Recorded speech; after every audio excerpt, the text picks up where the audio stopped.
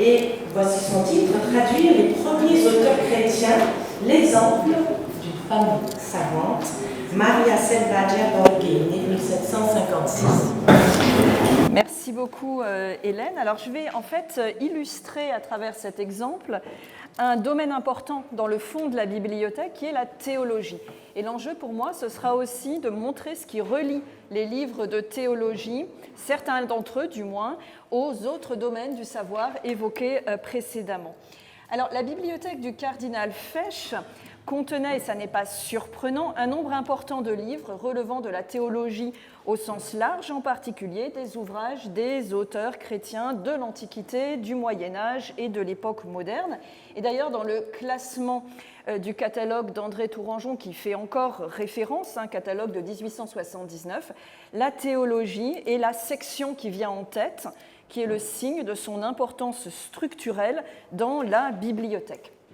Et le livre que j'ai choisi illustre un aspect qui m'a semblé important dans ce fond de théologie, c'est la place des traductions en langue moderne qui facilitent l'accès aux auteurs chrétiens anciens qui ont écrit en latin et en grec. Alors ce livre, c'est une traduction en toscan de l'œuvre d'un auteur chrétien de l'Antiquité tardive, donc Tertullien, qui a vécu à Carthage dans la deuxième moitié du IIe siècle, enfin fin du IIe siècle et début du IIIe siècle.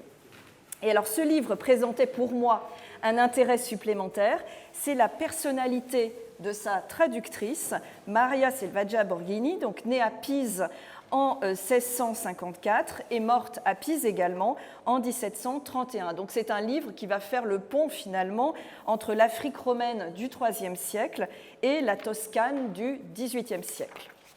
Alors quelques mots sur l'exemplaire qui se trouve à Ajaccio, donc vous voyez ici la page de titre. Cette traduction n'est pas très courante dans les bibliothèques françaises et c'est ce qui a d'emblée attiré mon attention. Alors j'en ai repéré un exemplaire à Nîmes et j'en connais un très clair dans une bibliothèque privée. Donc vous voyez l'importance de l'édition imprimée qui est conservée ici à Ajaccio. Alors ce livre appartenait au cardinal Fesch qui a pu l'acquérir en Italie où cette traduction est actuellement un petit peu plus répandue. C'est un livre qui a été imprimé à Rome, chez les frères Pagliarini, donc une célèbre imprimerie romaine, et donc on comprend que l'Italie a été un peu le bassin naturel de diffusion de cette édition. L'exemplaire a été imprimé en 1756. Alors, ça n'est pas une nouveauté, ce serait trop dire, mais c'est du moins un ouvrage relativement récent lorsqu'il est acquis par le cardinal Fesch. Alors, pourquoi acquérir un livre contenant les œuvres de Tertullien ? Tertullien est aujourd'hui moins connu que le grand auteur de l'Afrique du Nord qu'est Augustin d'Hippone, qui vit 2 siècles plus tard. Mais Tertullien est aussi actif à Carthage, donc 197 pour les premières œuvres qu'on date avec certitude, jusqu'à 220 environ. Et même s'il est moins connu qu'Augustin, on peut dire que c'est un incontournable dans ce genre de bibliothèque, et ce pour plusieurs raisons, alors que j'ai essayé de synthétiser. D'abord, pour une raison chronologique, c'est le premier auteur latin chrétien dont on ait gardé l'œuvre, et même une œuvre assez substantielle, à titre indicatif, dans les éditions qui font actuellement référence, ça représente 1400 pages de latin. Donc, l'auteur se recommande par son ancienneté, surtout dans une perspective où on valorise la tradition. L'œuvre est importante par son contenu. D'un point de vue théologique, c'est un auteur qui a beaucoup réfléchi à des points de doctrine importants et qui a joué un rôle dans le développement et la fixation d'une langue théologique en latin. Notamment, c'est chez lui qu'on trouve la première occurrence du mot latin trinitas, qui sera appelé évidemment à beaucoup de développement. Et puis d'un point de vue historique, évidemment, il vit à une époque où les chrétiens sont minoritaires, persécutés, donc il réfléchit finalement sur les rapports entre les chrétiens et le monde de l'Antiquité, sur des tas de questions, le martyre, les spectacles, le mariage, etc. Et puis, il y a la personnalité, en fait, de l'auteur. C'est un itinéraire intellectuel, spirituel un peu singulier, puisque ses derniers écrits montrent une évolution vers un mouvement rigoriste, le montanisme, alors qu'il amène à reprendre un certain nombre de questions dans un sens, évidemment, beaucoup plus strict. Donc vous voyez que c'est un auteur à la fois important et puis en même temps un peu controversé, dont la lecture peut demander un certain nombre de précautions au regard de la manière dont l'Église a ensuite résolu un certain nombre de problèmes. Et enfin, son art d'écrivain. C'est un auteur très érudit dès l'Antiquité. Les écrivains qui lui ont succédé reconnaissent sa grande érudition. Et c'est un polémiste doué, talentueux, et qui manie, ça aura une certaine importance pour notre traductrice, une langue difficile, parfois obscure, à force de recherche. Voilà, alors ce côté incontournable, si vous voulez, se traduit par le nombre d'éditions dont Tertullien a fait l'objet. Pour le dire autrement, la traduction dont je vais parler ne part pas de rien.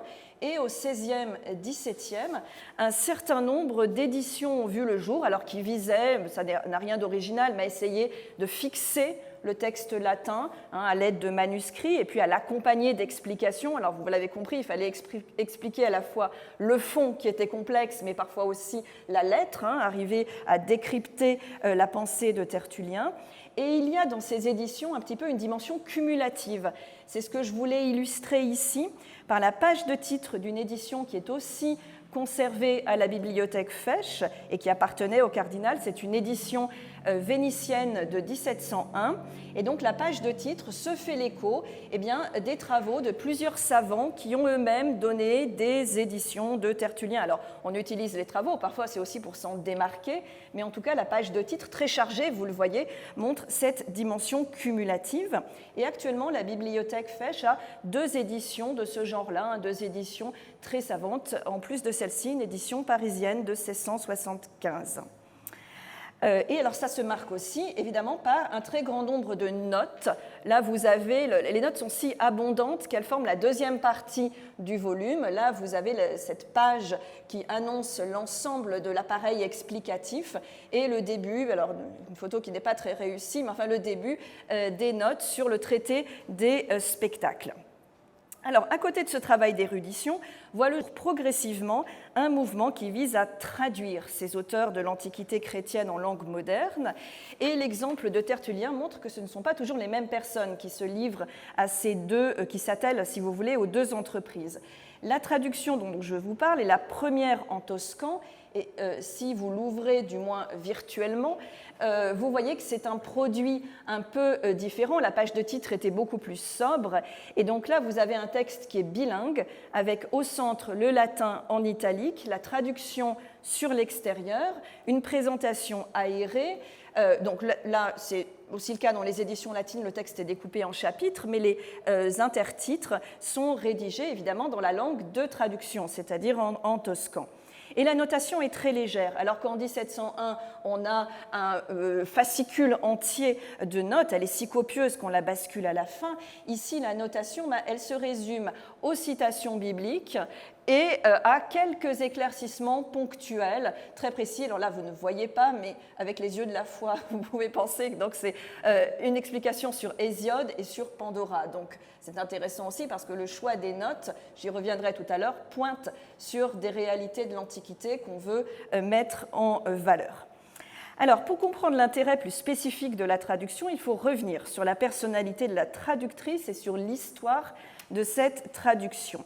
Alors, notre traductrice a passé sa vie à Pise et à Florence, surtout à Pise, et les sources insistent sur ses dons exceptionnels, sa précocité, sur l'éducation complète qu'elle a reçue avec son frère. On nous dit qu'elle a appris rapidement et elle a maîtrisé parfaitement le latin, les rompus à la logique, aux mathématiques, à la philosophie, à l'éloquence, au droit, à la théologie, à l'histoire, au grec, autant de domaines qu'illustrent d'ailleurs la bibliothèque Fesch.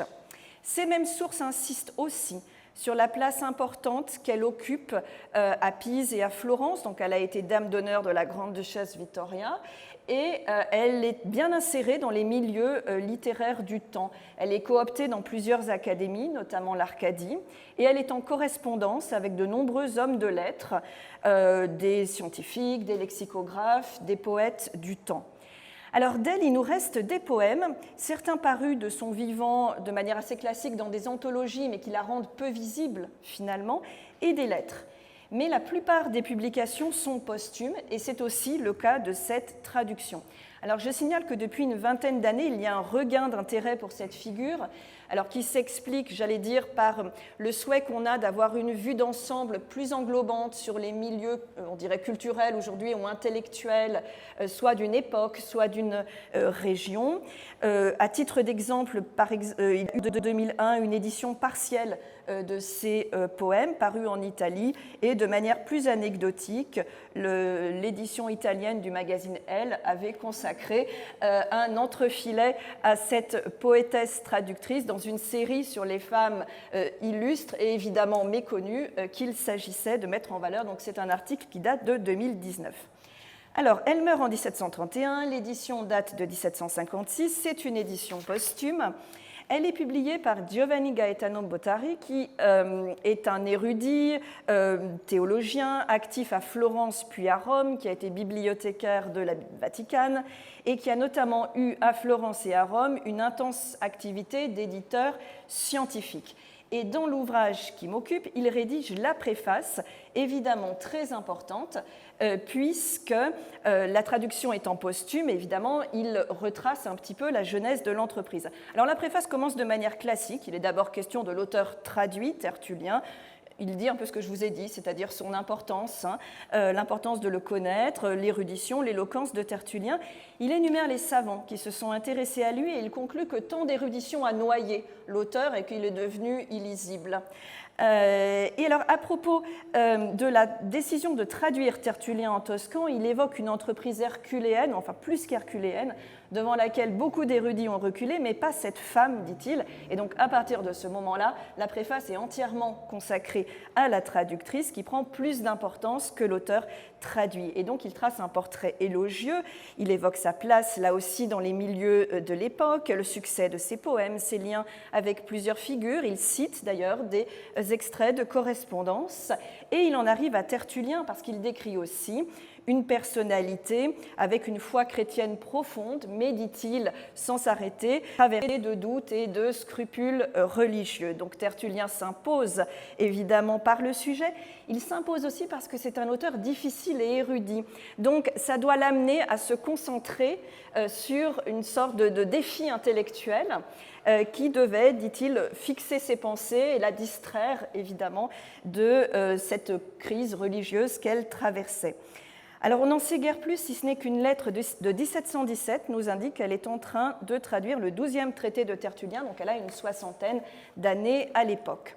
Et la fin de la préface insiste sur l'incomparable réussite d'une entreprise difficile, difficile parce que le latin n'est pas très bien établi, difficile parce que le style est allusif, fait de paradoxes, difficile parce qu'il faut trouver en toscan les équivalents des mots latins en se gardant de deux écueils, le risque de dilution pour expliquer la pensée faite de paradoxes, et celui de l'obscurité, si on essaye de bien rendre les images ou le style très concentré de Tertullien. Et donc, la publication est présentée comme une valorisation de l'héritage littéraire de cette femme de lettres. Ça n'est qu'une première étape, parce qu'il explique qu'il n'a pas pu mettre la main sur l'ensemble des traductions, et il indique aussi qu'un monument va être élevé pour lui rendre hommage sur le Campo Santo. Et ce monument, alors le voici oui et non, parce que j'ai pris ce que j'ai trouvé sur Internet. Moi aussi, j'aurais besoin d'une mission en Italie pour aller prendre mes propres photos. C'est un monument qui voit le jour en 1829.